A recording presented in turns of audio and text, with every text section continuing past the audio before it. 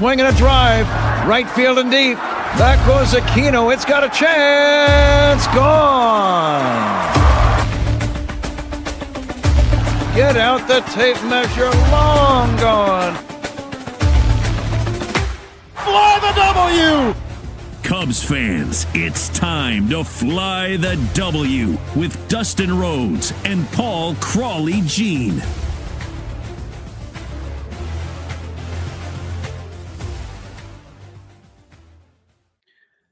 You are listening to the Fly the W podcast, part of the Blue Wire Network. Don't forget to listen, download, subscribe, and most importantly, review our podcast and follow on the socials. You can follow me at Crawly's Cubs on X, Blue Sky, and TikTok.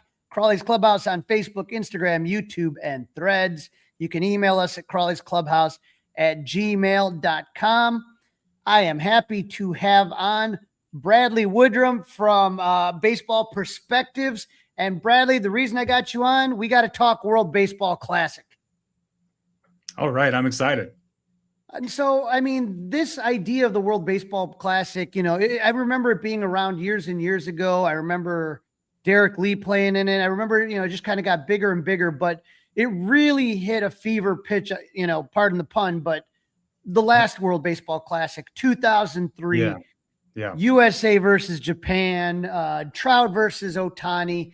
I mean, it just seems like the evolution of this.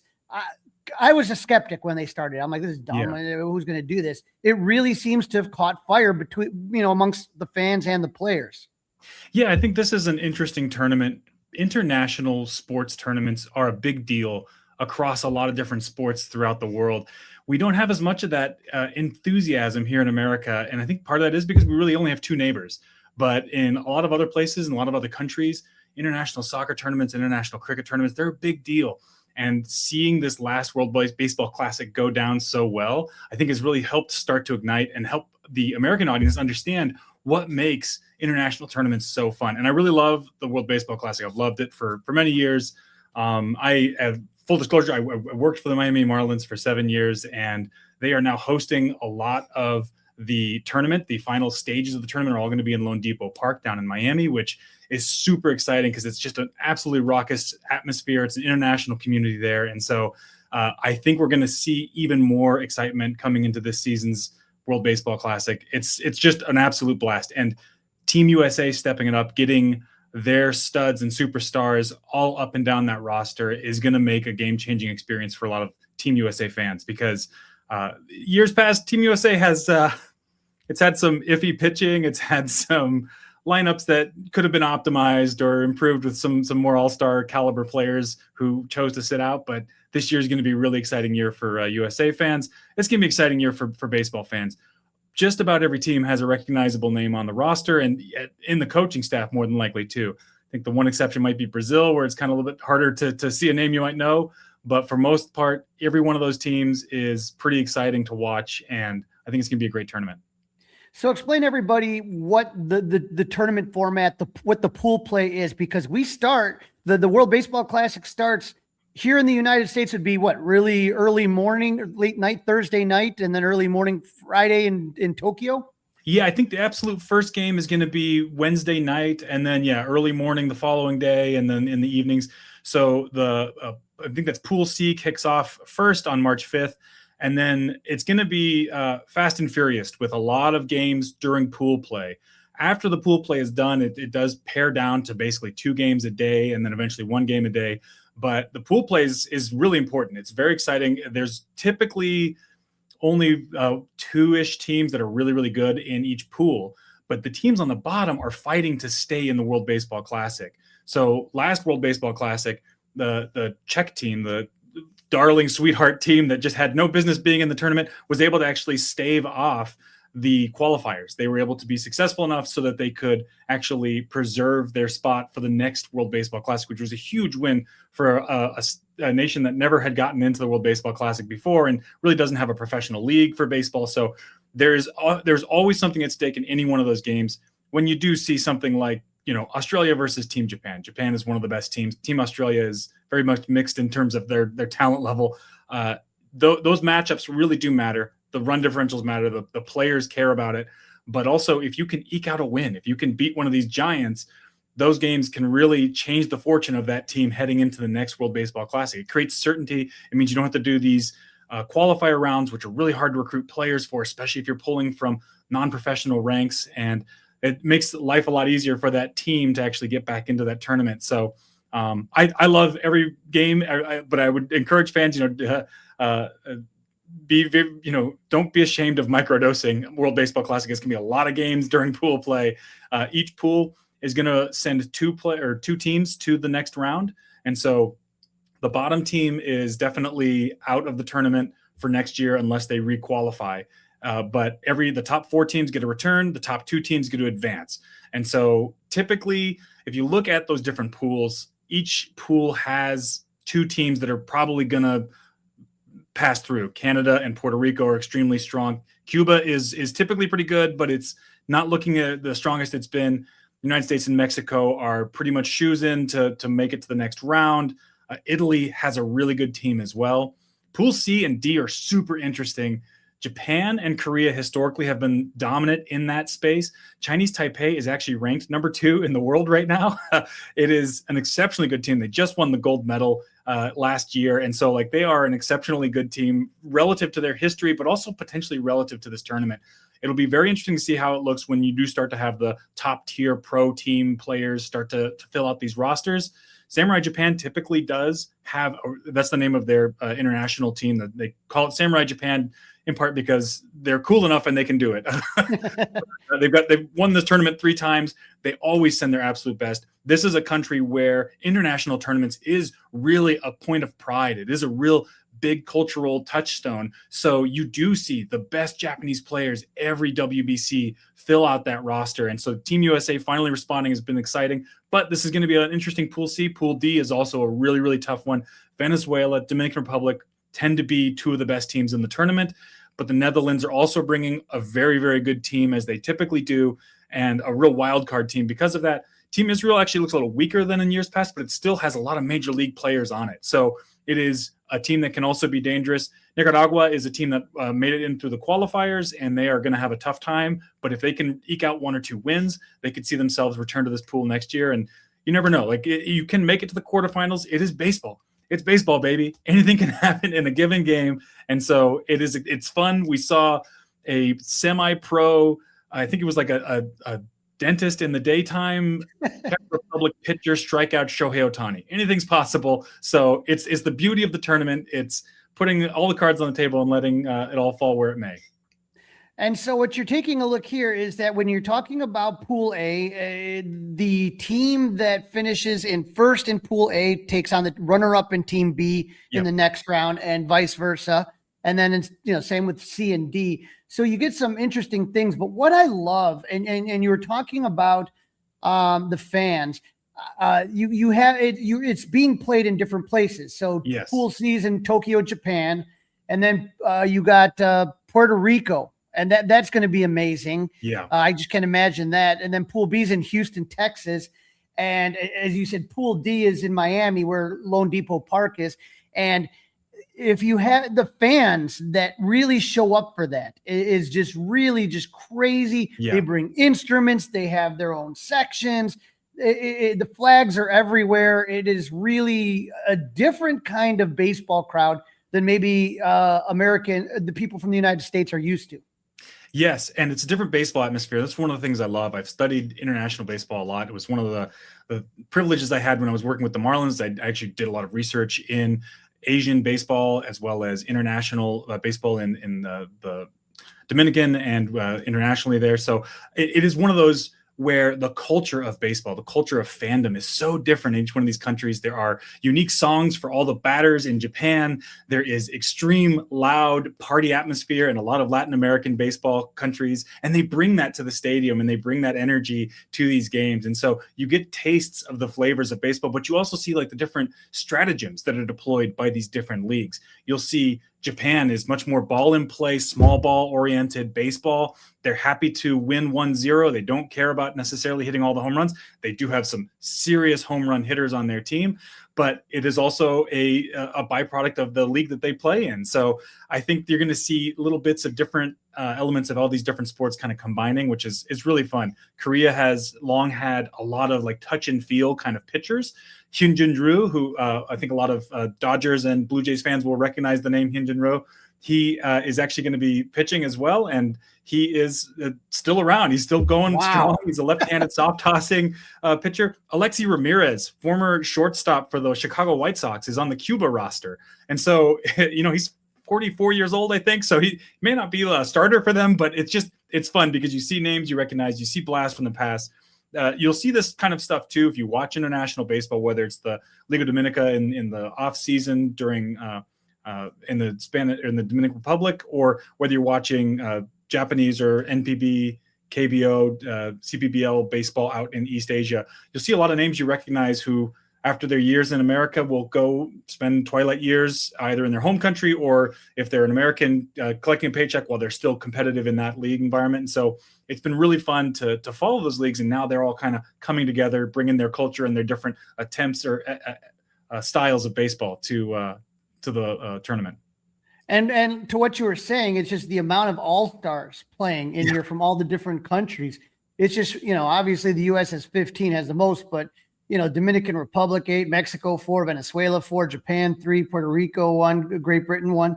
And so it's a lot of fun. And as a Cubs fan, I'm excited for a young guy like PCA. You mentioned just all the good players that are going to be on that USA team. His teammate Alex Bregman, but you can talk about Aaron Judge. You know what I mean? Like, when does PCA really get to see Aaron Judge? You know what I mean? They don't really get to see each other. Maybe 3 games a year, if that. And so to have that opportunity to kind of be around Kyle Schwarber, former Cub. I mean, I'm just excited about that experience of being able to play with some of these veterans. And I remember, sometimes you get young guys that just get a good experience. You remember Owen Casey from Team Canada. Yep. Yeah. Now at the Marlins after the Edward Cabrera trade. But, that's when I really got to see him play against other competitive teams and be able to hold his own.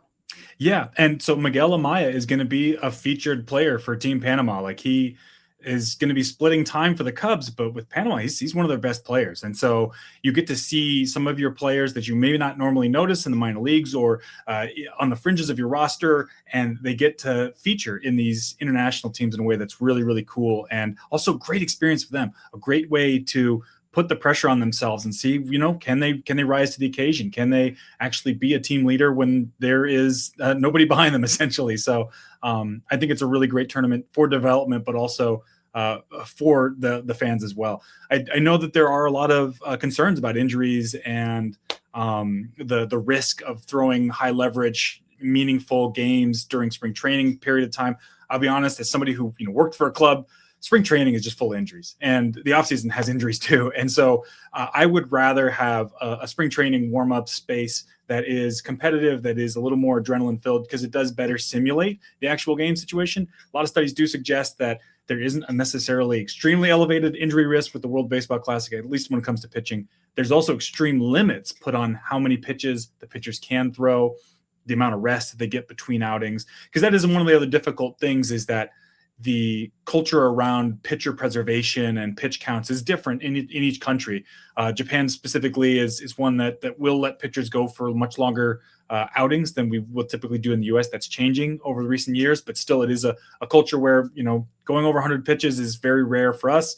It's impossible during spring training in modern baseball, but it's not impossible in the imagination of some Japanese managers. So it is a good thing that the WBC really does carefully curate pitcher usage, because not only does that ensure injuries are going to be reduced, but it also creates a fun metagame. So, for instance, Tarek Skubal is scheduled to pitch only one game for Team USA.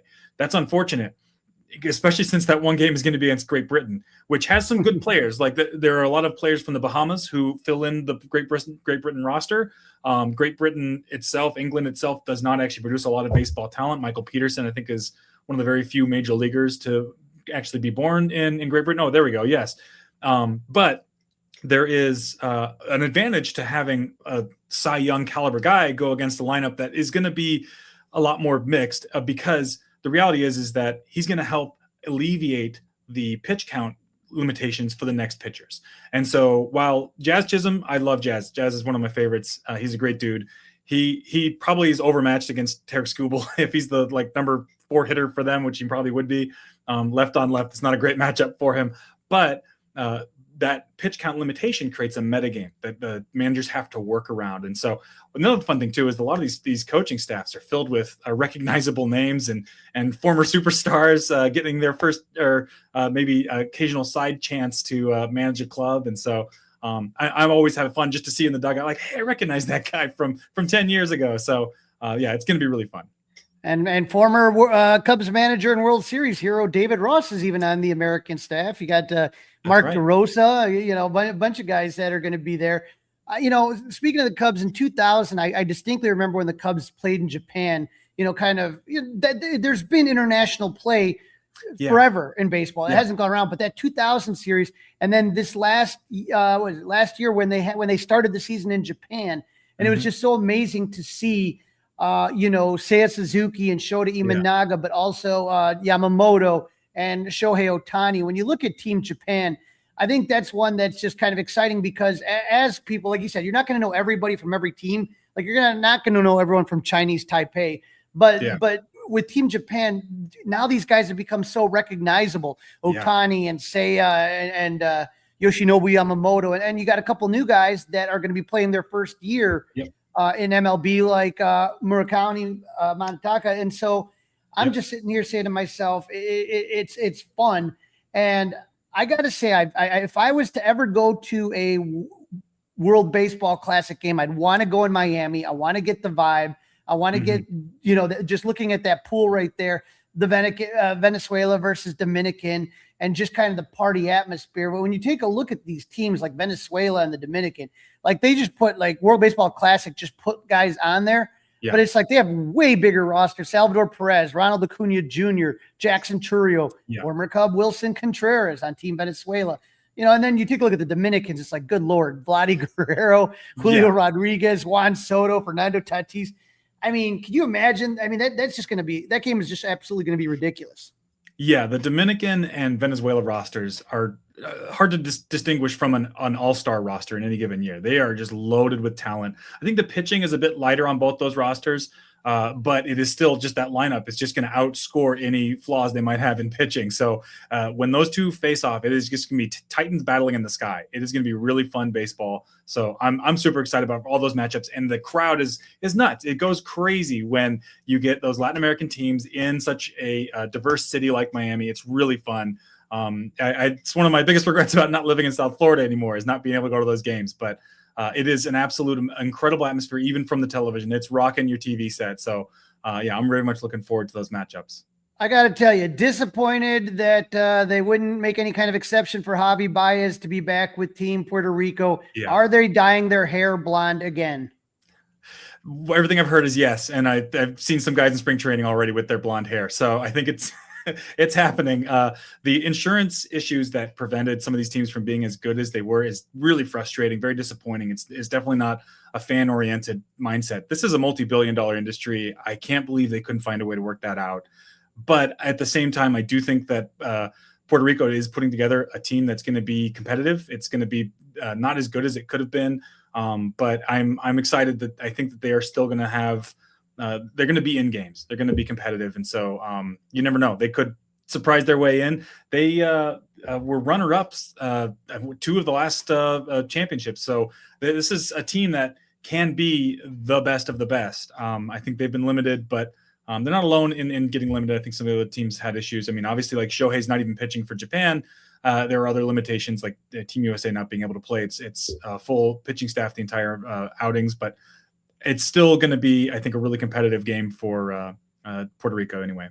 How do you think baseball addresses that issue of insurance? I mean, is this something – because I don't remember this last time around. And then this time around, it's being talked about all over the place. Bad Bunny's getting involved. I mean, who knows what's happening? So what changed this time around? I cannot say what changed. I have no very clear understanding of how MLB could have let this slip through their fingers like this, because this is definitely an opportunity lost when you have players who want to participate in what is essentially just like a bonus tournament, a PR opportunity for the league, for the sport, to encourage international participation and awareness of the sport. And then you allow something like insurance. And I'm a number cruncher. I love data. I love analysis. But this is a very, very wealthy industry, a very wealthy sport. There's no reason that some sort of insurance premium could have prevented this. I think there is a lack of foresight and big picture viewing from the league office, unfortunately. And I've got friends who work for the league office, but at the same time, it is just one of those where this was a swing and a miss. This should not be happening in any future World Baseball Classic. If I had my druthers, and I think if they had their druthers, they would make sure that this is not going to be an issue moving forward. Now, here are some notable WBC games that are going to be happening in the dates. You got March 7th, Korea versus Japan, the Netherlands versus Dominican on March 8th, Cuba versus Puerto Rico March 9th, Mexico, USA March 9th, Canada, Puerto Rico March 10th, Italy, USA, Italy, Mexico, and the Dominican Republic, Venezuela. Now, we know Dominican, Venezuela. We talked about that. That's the big one. And Korea, Japan, I think, is always kind of a fun one. Is there one that you think out of that list, other than Korea, Japan, Dominican, Venezuela, that you're like, if you're going to tune into one game, try checking this one out? Boy, I mean, there's going to be a lot of good matchups in this. Italy and USA is actually going to be kind of fun too, I think, because you're going to have a lot of major leaguers on both sides of that game.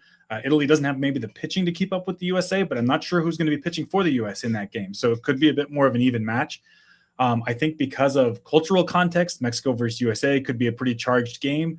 World events have conspired to maybe make that a bit more of a focus game than it would otherwise have been. But yeah, I think in general, like any matchup with the Team USA right now, because this is genuinely the closest that USA's gotten to a dream team, any matchup with Japan is going to be really fun too. Those are two clubs that I think are exceptionally good.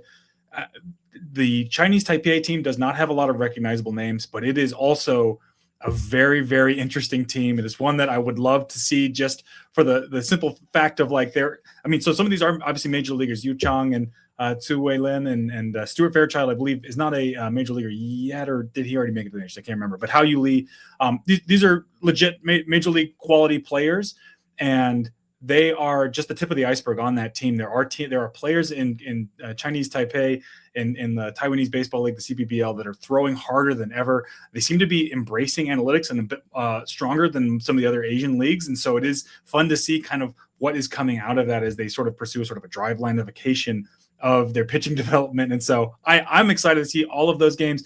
They're going to be tough ones time-wise, I think, to see, but them versus Japan could be a real exciting matchup. It could be a real litmus test to see where they fit in this tournament and where the tournament's going to be going from there. All right, taking a look here. I mean, I think we know the favorites, right? USA, you would say they'd be number one to come out. In Pool A, would you say Puerto Rico, or would you say in Pool A would be the number one seed? Pool A is probably Puerto Rico or Canada. Canada, I think, is also another team that's kind of light on pitching. It's a bit more of an iffy pool among all of them. All four teams or five teams have major leaguers on them. They have talent. They can probably score some runs. They can probably stop some runs from being scored, but their pitching is iffy. And so I would still think that Puerto Rico is the better choice to get out of this, but it could be Canada. Okay, and then obviously Japan would be the one seed in Pool C, and I'd say the Dominican in Pool D. And so if you were to sit there, obviously those are the four favorites. But if you were to say there's a team that could go on a run and upset, it sounds like you're feeling Chinese Taipei is your Cinderella team here. Yeah, I think Chinese Taipei is got a real chance this year. It is exciting to see. I've watched a little bit of their international play. It is better than I've ever seen them playing before. It's hard to imagine them having enough pitching by the end of the tournament to get past Japan or the US or the DR. Those are organizations or clubs that just have so much talent, both pitching and hitting, that if you are starting to put out your fourth or fifth best pitcher, you're going to really struggle to get all 27 outs against those teams. And there is mercy rules, so you may not get to all 27 outs. So I think that's the biggest limitation. You'll see in a lot of Asian leagues, there are a lot of pitchers who do throw mid 90s to upper 90s, but the vast majority of the league is throwing low 90s to even the mid 80s and high 80s. So that is one of the problems that Japan, Korea, and the Chinese Taipei team face is that having enough pitching that can really actually get major leaguers out. If you're throwing in the mid 80s, you've got to have a really funky delivery. You've got to have an exceptional breaking ball. And if you've got that, you probably already made it to the majors. And so it's just, there's not a lot of talent in the East Asian leagues that can get major leaguer hitters out. And so when they start to face the DR, Venezuela, and US and Canada and Puerto Rico, it's going to get a lot more difficult if they have to turn to their pitchers who are throwing low 90s. So we'll see. But yeah, Chinese Taipei could be a very interesting team. Now, we talked about MLB screwing up the insurance thing, but one thing they didn't screw up is there's going to be a lot of broadcast, a lot of places to be able to actually watch this. And as someone dealing with frustration of not being able to watch spring training games, I get to watch, you can watch plenty. Fox Sports seems to have everything kind of squared away here. Like almost every channel the Fox owns, you can watch a baseball game now. Yeah. And that is actually really exciting. As somebody who's trying to watch international sports in general, like it's hard to get to something that you would think there would be no competition at 5 a.m. in the morning. But now we actually do have an avenue to see everything, which is really exciting. Now I'm going to ask one last question here. This is the World Series MVP for the last few baseball classics. You got Matsuzaka, who is the MVP in 2006, 2009, Robinson Cano 2013, former Cub Marcus Stroman 2017, and of course Shohei Ohtani 2023. I'm not going to let you pick Shohei, but you can pick anyone else. Who is your MVP for the 2026 World Baseball Classic? That's a tough one. So I feel like it's got to be somebody from Team USA. That is the team that I really do think that this is an overpowered year for them. I could be wrong on that front. Again, I'm rooting for a lot of these teams, so I wouldn't be disappointed if a Cinderella did come and knock them off the pedestal. But to me, I feel like Aaron Judge, the metrics that he was putting up last year in the regular season, I don't think he's going to be very intimidated by the majority of the pitching he'll see this entire tournament. So when he faces Yamamoto, it'll be tough, but he can handle Yamamoto. And so I think other than that, there's not going to be a lot of pitchers out there that are going to give Aaron Judge an issue. So he's got to be my pick for MVP. Bradley, I appreciate you jumping on, talking a little World Baseball Classic. Where can our Absolutely. listeners follow your work, and where are you on the socials? Yeah, so I write for Baseball Prospectus. I'm actually writing a preview for the Chicago Cubs. It'll be coming up on Wednesday. You can also find me on Blue Sky. I'm at bradleywoodrum.com on Blue Sky. Please do subscribe to Baseball Prospectus. We love to write about baseball, and we can't stop thinking about it all day long. So, come and join the conversation with us. Thanks for jumping on, Bradley. Absolutely.